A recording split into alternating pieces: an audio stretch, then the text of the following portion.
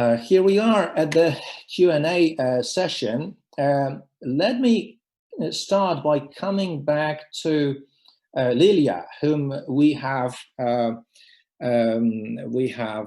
stopped so abruptly. So I am feeling a little bit sorry for you, Lilia, and I'll give you a chance to offer your comments concerning the deadlines which you wanted to discuss.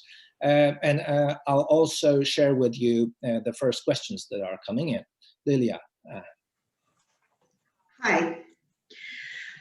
Well, thank you for the time. I know we're all short on time here, and I'm sure that everyone will just to finish the day and go and have a cup of tea or gin and tonic or other drinks.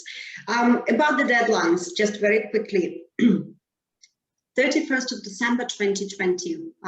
Why this is important? It's important because any EU national who residing in the UK, working or self-sufficient with private health insurance by 31st of December 2020 can secure their right as EU national after 1st of January, when officially transitional period is over and EU nationals no longer got freedom of movement.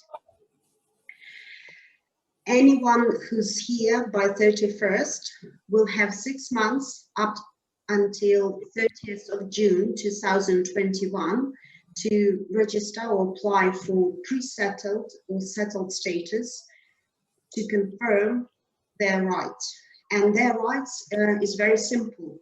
They would be able to work, they would be able to study, they would be able to use free NHS service and have all those freedoms that are going to cease from 1st of January 2021. Any EU national coming to the UK from the 1st of January 2021 who wants to work in the UK will need to apply for a work permit. It's not a simple process. As much as Home Office is trying to present it, unfortunately, having had more than 15 years experience in immigration, I can tell you it's not going to be easy. It's going to be lots of confusions. It's going to be delays in the applications, and it's going to be lots of misunderstandings and possible litigation, I think. In relation to UK businesses, I would say they've got to be very cautious before they're going to employ any EU national coming to work for them.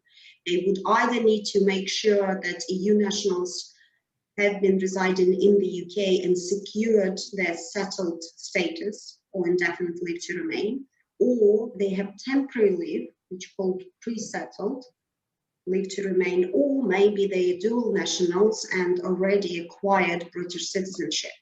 Then the employer don't have any problems or issues, but would still need to do the checks.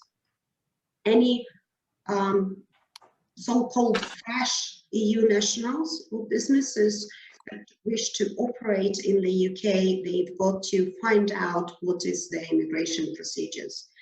Our understanding that up until October next year, EU nationals can use their ID cards coming to the UK. But after October 2021, they would be treated as any non-EU nationals and will need to use their passport in order to enter the UK. My personal advice, start using passports from January if you travel into the UK in order to avoid all the misunderstandings. Unfortunately, I've heard many stories that my clients are detained at the border, UK border, and requested to provide registration and documents reporting that they already need to do so, which is incorrect. It's just, I think, loads of border officers are misinformed. And because we've got so many deadlines, it's understandable that there are lots of confusions. Yeah, Lilia, there is a question for you concerning EEA residence permits. Is it also something that you deal with? Oh, definitely. I've assisted over many years. I've assisted EEA family members that wish to join their spouses in the UK or partners. And historically, EU nationals did not have to apply for any kind of confirmation. There was a document called registration certificate that EU nationals were able to obtain. That document simply confirmed that they are allowed to reside in the UK on the day of the application. Non-EU family members were able to join EU family members in the UK, and they would apply for family permit to come to the UK, which is 6 months, and then apply for a residence card for 5 years. It's a plastic biometric residence card that looks like driving license or an ID. Now all those cards will be invalid after June next year. So that's another thing to bear in mind. If you wish to travel or confirm your work permit, all your existing cards, even if it's a permanent residence card of family member of EU national, it needs to be changed for a settlement status card indefinitely to remain by June. Okay, right. For a change, I would try to involve our other speakers. For example, can we come back to Jonathan with a question concerning a trust, the cost to set up an asset protection trust and special guarantee company. That's what we left at, but I am not sure if you have precisely stated the all the costs that are related to such structures, particularly taking into account various jurisdictions. Well, the answer is that if a client comes to us and wants an asset protection trust, we will explain to him that there's actually no such thing as an asset protection trust. You can break a trust. So we can give him an asset protection trust, but it won't actually protect it. On the other hand, if he gets a guaranteed company, that will protect him, okay? So in terms of the costs of the two animals, the cost of the guaranteed company is a basic $15,000 US to set up and 10,000 a year to continue, or 0.25% of asset value, whichever's higher. Obviously, with very high net worth individuals, and if they get to ultra status, that is negotiable. I imagine if somebody is willing to set up an asset protection trust, they will charge very similar prices. But beware of an asset protection trust, because the trustee will be very active in it, and he will be charging fees annually for doing his job. And whereas with a guarantee company, the fees are capped. Okay? Okay, thank you. Jonathan, there are a couple of questions that are coming in Russian. I'll try to translate it for you. Okay. and there is a question concerning the best form of trust, and again, of course, we're coming to the question of what's best. Yeah. And it's concerns the safety here, at least that's specified, with regard to the maximum control, and with regards to avoiding problems with incorrect management of, of the trust. Yeah. Well, the weakness with the trust is that the beneficiaries are limited in the amount of information they can get from the trustee. One thing is very, very clear. They cannot get how it is the trustee decides on how to exercise his discretion. Okay. The very most he can get are the accounts, and that will probably involve a bit of court process because the trustees will say, no, you can't have them. Probably because the trustees have not had them done. Because once a trustee sits there, he does very little, yet charges a lot. Okay? So, you know, you've got a number of downsides with an asset protection trust. And I would say that the major downside is the actual costs and ongoing costs of handling an asset protection trust. And at the same time, you must always remember, you can trust bust. You can actually break down a trust and expose it. One of the usual methods, of course, that is very common now is to argue that the trust is a sham. And this argument carries weight. And courts, this is why I say courts have got an acute problem with trusts today, because the courts don't know how to handle what in fact the trustees' duties are and why they are doing things that normally settlors are doing things that are normally within the province of the trustee. This is an acute problem for the courts of chancery and trust courts. On the other hand, if you've got a guarantee company, it's a company. It's got directors.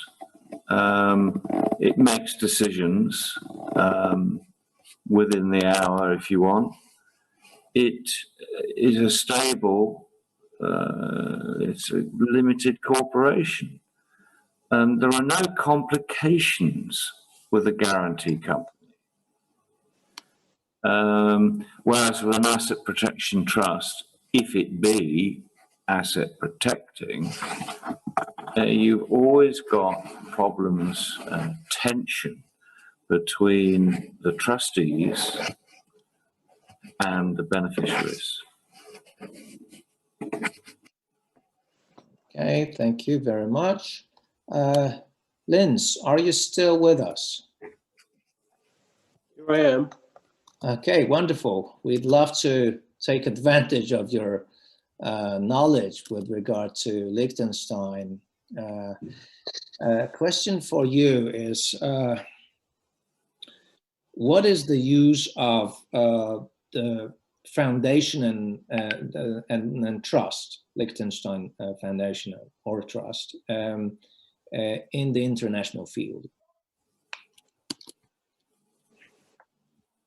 Well, the primary usage of those entities is for sure succession planning and asset protection. Those are the two functions in general. So to use either a trust or a foundation mainly depends on most probably it depends on the jurisdictions being involved. On the one side, the settlers jurisdiction, respectively, where the beneficiaries are, respectively, where the assets, if they're not flexible, not movable assets, where the assets are. So it depends mainly on those kind of questions.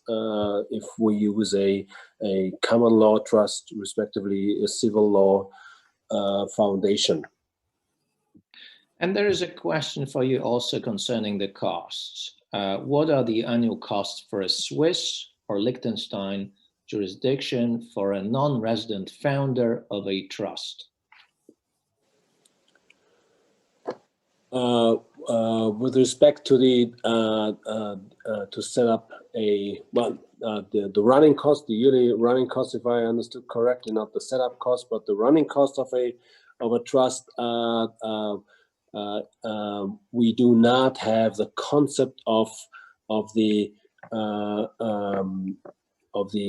asset-based costs, which is normally a percentage or a base point of the assets being involved, but we usually have fixed costs to a certain degree, depending, of course, on the assets, because especially when it comes to trust, we have the direct liability of the trustees. So, but in general, we have to see that it starts depending also on the necessity of doing the bookkeeping issue. So it depends on the assets. It depends on the transaction, on the number of transactions throughout the year. So it is hard to say, but for a regular bank, a trust with having just one sole bank account with not too much activity on it, I would say the running cost starts from 8,000 to 10,000 Swiss francs in Liechtenstein, and I think that applies also to Switzerland. So this is the starting point. Okay. What about the difference between a trust and an AIF? I understand it's an alternative investment fund.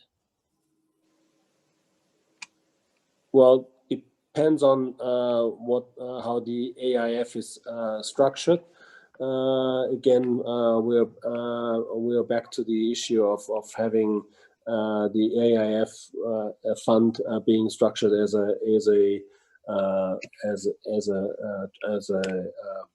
a corporation, respectively, having a foundation being a civil law foundation. So there we can see, on the one hand, we have a corporation and having a respective liability for the board on the one hand, and with the foundation, it boils down to the liability of the board of foundation. Apart from that,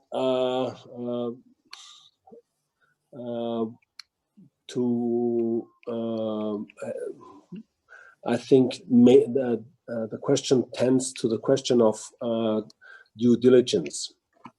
And I think there we have to see that on the one hand we have a settler for the foundation and the respective due diligence for this on the one hand, as opposed to the fund, depending on how the AIF is structured, to do the due diligence for that. So we can see a lot of differences when it comes to due diligence for both entities from a due diligence point of view. Okay. Jonathan, would you like to join in on this particular subject? Specifically, which one? The question was, what is the better entity for investing? Trust or an NIF? An AIF being an alternative investment fund. That's what I think. Funds are very different animals. You don't have confidentiality with a fund. The due diligence and KYC programs are very strict with funds, and everybody that is an investor is usually reported. So AIFs are, they're great for investing money, but if you want confidentiality, then the last thing you would do is go to an AIF, isn't it? Because you're disclosing yourself quite voluntarily. That's true. Yeah. Again, all these vehicles have their pluses and minuses. It depends what you want. I mean, a lot of people at the moment are horrified that, trusts now are no longer private. The OECD has forced its way in. Do you know how many bank accounts, incidentally, they have revealed under the CRS in the last year? Do you have a guess? I'll tell you. 80 million. yeah. I mean, it is really, and of course, the question you must ask, how the hell are they going to process all that? Probably take them 10 years. But then... or they flip a coin. Yeah, but the question is, Adam, do they go for the top bracket wealthy, or do they go for the low-hanging fruit? I suspect they will go for the low-hanging fruit, and they will choose the much richer participants very judiciously. Yeah. That was a great answer. Obviously, we're always having trouble defining the best, the better factor. We don't know from the person asking the question, but I actually have a feedback right now thanking you for a great answer. I also have a question for Vitaly. Vitaly, the question is about EB5. What are the job creation requirements? You were talking about this in your presentation, so perhaps just a short recap. Yeah, thank you. Thank you for this question. It's important and crucial question, I believe, because from my standpoint, I personally do not consider EB5 as an investment program. It's a bad investment. You're not getting, a lot of profit from it. So you'll probably get the even amount in the, ultimately when you exit the investment. But this is the program, the job creation program with immigration benefit. That's how I describe it. It's essential to create those 10 jobs. And by the way, remembering that question about the EB5 Direct, so EB5 Direct clients who choose to open a new business and hire 10 people, that's basically the direct job creation, and those 10 jobs have to be sustained during 2 years when the petitioner has this conditional green card. When he arrives to the United States, and during 2 years of his conditional green card, he has to employ and sustain full-time 10 American jobs. They must not be the members of his family, though. With regional centers, it's much easier. There's a huge job creation taking place because of the capital spending during the construction. So using the econometric model, we can calculate in advance, even before the development of the project, how many jobs are going to be created. That's very convenient way to do. Again, nothing nothing to worry from the client standpoint, because he doesn't have to create those 10 jobs. These 10 jobs are called indirect because we do not rely on the headcount on the construction site.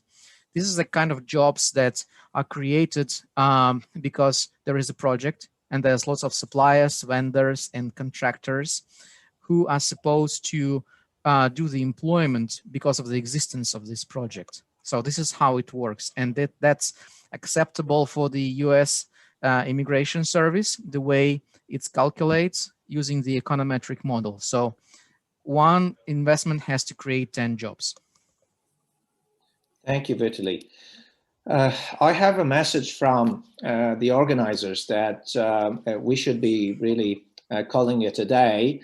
So I also see that there are no more new questions coming in. What's also made me think that we should comply with what the organizers are telling us is that I do not see Mark Emery. He's probably off to his hammock.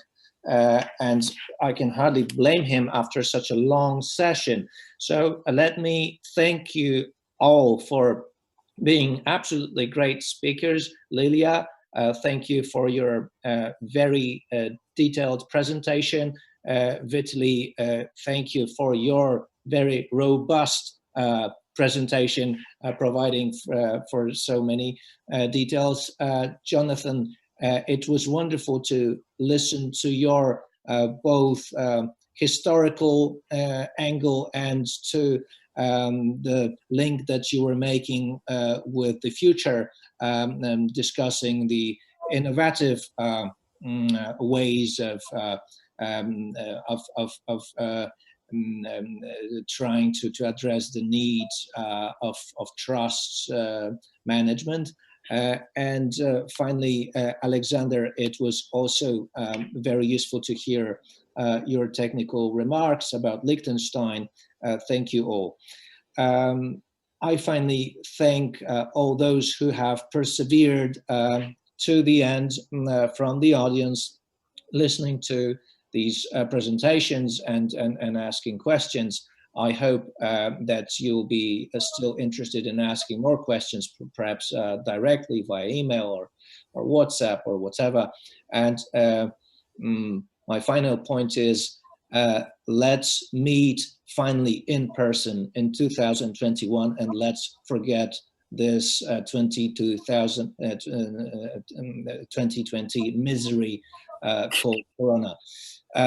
Thank you all for your attention. Merry Christmas and Happy New Year, and see you next year. Adam, thank you. Great pleasure meeting you.